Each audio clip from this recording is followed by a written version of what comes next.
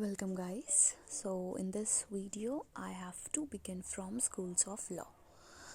Previously we saw how different jurists have given different definitions of law according to their own perceptions. Now we will see schools of law. Natural law school. Natural law is generally explained as law of nature, divine law, law which is eternal and universal. So natural, something related to nature, so it is explained as law of nature. Now nature is divine, or it will remain eternal. For matlab, sun and moon, they are considered to be a part of nature and they are eternal, they will remain forever. We humans will come, we will die, but these things, these part of nature things will remain forever. So natural law is something universal, eternal, divine, and a part of nature. However, it has been given different meanings at different points of time. For instance, it was considered to be associated with theology, but at same time it was also used for secular purposes. So at some time it was considered to be associated with theology. Now it is your homework to search what this is. And at another times it was used for secular purpose, means related to religion. Natural law is believed to exist independent of human will. Obviously, whatever nature or whatever the controls of nature are, that is not under human control, that the nature doesn't work according to humans. All those natural calamities or how plants and animals will come and go, that is not under human control. When will rain occur, when will sun rise, and all that stuff. So anything which is related to nature, basically, that is not, does not work as per the human will. It is considered natural in the sense that it is not created by man but is found through nature. Natural law theory varies in its aims and content, but there is one central idea. This states that there is a higher law based on morality against which moral or legal validity of human law can be measured. So, natural is in the sense, why we are saying it to be natural, because it isn't created by humans, but it was found by nature. And what nature says, that morality is very important. Okay, morality, disciplines, ethics, that is very important as per the nature. The one central idea in this natural law is that there has to be some morality which is higher than the laws which are framed by humans, and against that morality measure of natural law we can measure the legal validity, that how much whatever the laws or legislations we humans are framing, how much that human laws are standing against those natural law based on morality, that comparison can be made. At heart of natural law theory is a belief that there are certain universal moral laws that human laws may not go against without losing legal or moral force. So it is a belief that there has to be some moral laws जिसके खिलाफ कोई भी human law को नहीं जाना चाहिए. Natural law theory asserts that there is an essential connection between law and morality. Law is not simply what is enacted in statutes, and if legislation is not moral, it is not law. St. Thomas Aquinas called law without moral content as perversion of law, means law ka kharab hona. So natural law very strongly says that there is a very strong and important connection between law and morality. There has to be some morality, some ethics, some moral values associated with any human legislation. If it doesn't has some moral values, then it cannot be classified as something lawful. Exponents of natural law believe that law and morality are linked. This view is expressed by maxim "Lex injusta non est lex", an unjust law is not a true law. So wherever the maxim comes, it becomes important. Lex injusta non est lex, an unjust law is not a true law. So something which is not justful, which is not justified, which doesn't has a proper rationale or reason, or which doesn't has morality associated with it, some ethics related to it, that cannot be classified as a true lawful thing. It was also asserted that if it is not a true law, then there is no need to follow it. If there is no moral values in the law, that is not a true law. If it is not a true lawful thing, then there is no need to follow up that. According to this, notion of law cannot be fully articulated without some reference to morality. Articulated means understood. So according to this, notion of law cannot be understood, cannot be taken up if there is no connection of it with morality. So in this, morality को बहुत importance दी जा रही है. While it appears that classical naturalists believed that law necessarily includes all moral principles, this argument does not mean that law is all about moral principles. This is only to substantiate that legal norms that are promulgated by humans are valid only if they are consistent with morality. So, as you are reading, it may appear to you, it may seem to you that these naturalists thought that law is all about moral values, but it's not that. Law has to necessarily include some moral values, some ethics, but it is not all about morality. It is just something that the legal norms which are framed by human beings, they are only true, they are only valid if it has some sense or some part of morality associated with it. If it goes in consistence with the moral values of the society of that time. Valid means something which is true. True means if it is associated with morality, and if it is true, then it will be followed by the people. John Finnis, an Australian legal scholar and professor of law at Oxford University, seemed to be against conceptual naturalist idea that there are necessary substantive moral constraints on content of law. However, Fuller, in contrast to Finnis, believed that law is necessarily subject to a procedural morality. Finnis believed that substantive human good may be grasped through practical reasonableness.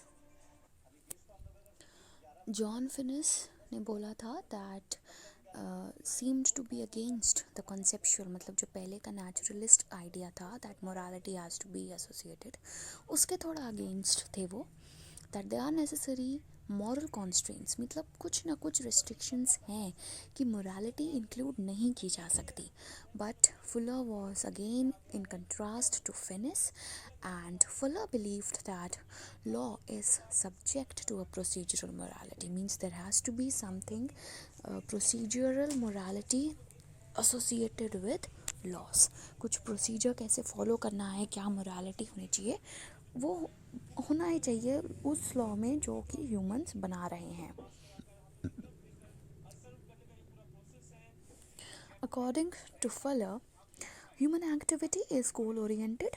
हम लोग एक गोल setup करते हैं और उसी को पाने के लिए फिर काम करते हैं. So whatever human actions are, they are based upon the goals that they set and to reach और to complete that goal. And people engage in various activities to realize some ends. That is what I am saying. Fuller also emphasized the fact that particular human activities can be understood only in terms of their purposes and ends. That whatever actions they are doing, that depends upon what end they want to reach or what aim behind that action was.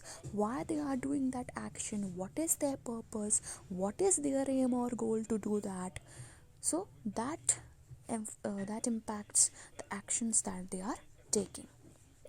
Consequently, in view of fact that lawmaking is essentially a purpose activity, means purpose पे की जाती है. आज murder हुआ तो हमें realise हुआ कि हाँ, हमें एक लॉ फ्रेम करने की ज़रूरत है जिसमें कुछ ऐसी स्ट्रिक्ट पनिशमेंट दी जाए उसको जो ऐसा इल एक्ट कमिट करे जिससे कि बाकी लोगों के मन में डर पैदा हो और वो इस चीज़ को ना करने के लिए प्रोत्साहित हो. ठीक है. तो when we realise the need और when we realise the purpose, then we take an action and then we make the laws for that. It can be understood only in light of its indispensable values and purposes. Principles of natural law were rejected by jurists such as Bentham Austin in 19th century because of its vague and ambiguous character. Ambiguous means some sort of confusion था. दो चीज़ें सही लग रही थी. It was ambiguous, it was not clear. So the two jurists Bentham Austin have rejected this natural law. Undue emphasis on positivism and rejection of morality as an element of law reduced law into a command of gunman and therefore failed to satisfy the aspirations of people. So now, since morality was rejected to be a part of law by these various jurists, so now morality को अगर हम reject कर देंगे, so now it was only in the hands of gunman or the masters of the countries, and so whatever the general public demanded the laws to be, the rules to be, that was not the way they were framed. So laws were totally in the hands, the whole power was in the hand of a single person, that is the master or the king or the queen of that country, and he only makes whatever decisions he wanted to. So whatever the aspirations, whatever the needs or the wishes of the people, of the common people were, that was not fulfilled. It was realized that overemphasis on historical approaches to law had led to rise of fascism in Italy and Nazism in Germany. That whatever we are thinking about law to be given all the powers in single hand has related to Nazism in Germany. You know what Nazism happened? Various Jews were killed. Any Jew person who they saw, they killed it. They killed him directly. So that was the situation. Change in socio-political conditions of the world, like rise of materialism after First World War, shook the conscience of Western society. It compelled 20th century Western legal thinkers to ponder over existing legal regimes so as to provide some alternatives based on value-oriented ideology and to check moral degradation of society. So now once they separated morality from law, it was in hands of single person, gunman, and so there was massive killing. Nazism in Germany and such things. First World War happened, and then materialism. Materials were considered more important than the lives of human beings or animals, or than the lives of living species on the earth. So now those 20th century, because First World War occurred in 1915 or something like that, and 1900 to 2000 is considered to be 20th century. That's why those 20th century Western legal thinkers, now they thought that we have to take our concern to how there is moral degradation of society. किस तरीके से society में morality कम हो गई है. Now we have to look on to some options that will provide some ethics, some value based, some morality based ideologies. So now their thinking changed. These factors led to revival of natural law theory in its modified form, which is different from its traditional form. So from its conceptual or traditional form it is different, but it revived. फिर से वही चीज़ आई in its amended form. थोड़े से changes के साथ वही चीज़ जो पहले थी वो हम वापस लाए. Same thing as time passes, कुछ चीज़ें obsolete हो जाती हैं, उनको amend कर दिया जाता है, और totally new ones are brought up in place of the old ones. But यहाँ पर क्या हुआ, पुराने चीज़ को अपने तरीके से उस टाइम के मुताबिक उसको amend किया गया. Natural law in its new form is value oriented, value conscious. Now, there were some ethics, moral values associated with this new form of natural law. It is neither permanent nor everlasting in character. It is relative, not absolute in nature. So earlier it was immortal, it was permanent, लेकिन यहाँ पर ना वो permanent था ना वो immortal था.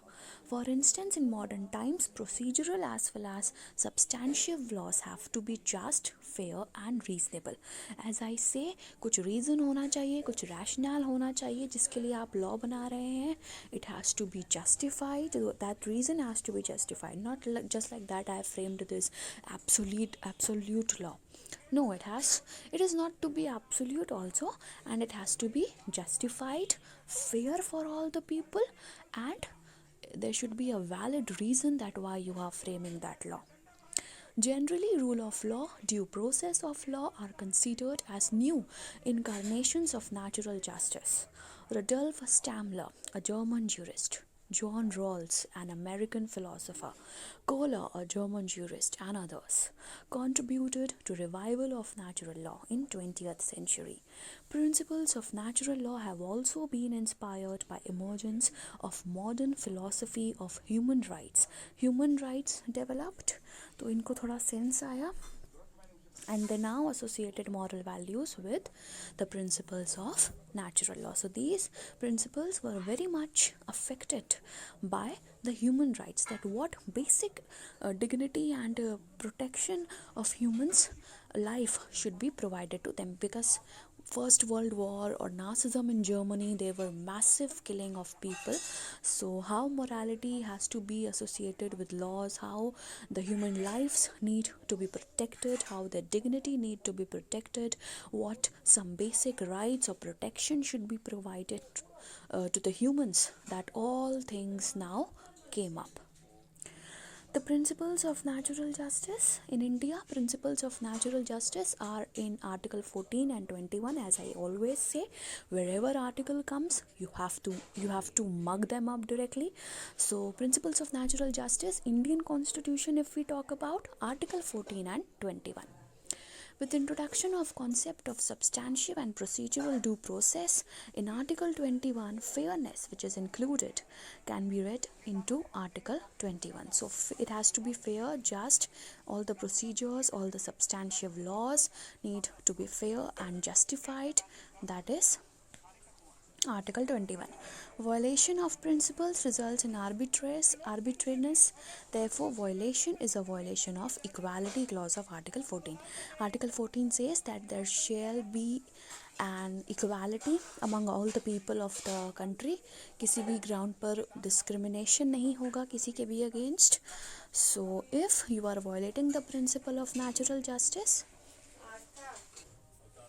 principles of natural justice mean, like if I give you an example, कोई भी अगर वर्डिक्ट देना है कोर्ट में तो दोनों पार्टीज़ को सुना जाएगा. दो पार्टीज़ होती हैं, एक जो सू करता है और जिस पर केस होता है, जो केस करता है और जिस पर केस होता है.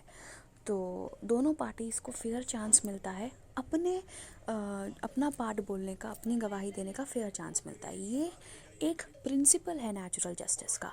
अगर इसको आप वॉयलेट करेंगे तो एक डिस्क्रिमिनेशन होगा और इक्वालिटी क्लॉज का भी वॉयलेशन होगा, क्योंकि यहाँ आर्बिट्री चीज़ हो गई ना, गलत हो गया कि आपने एक बात तो सुनी ही नहीं, आपको पता ही नहीं है कि इसका दूसरा साइड क्या है. Each coin has two sides.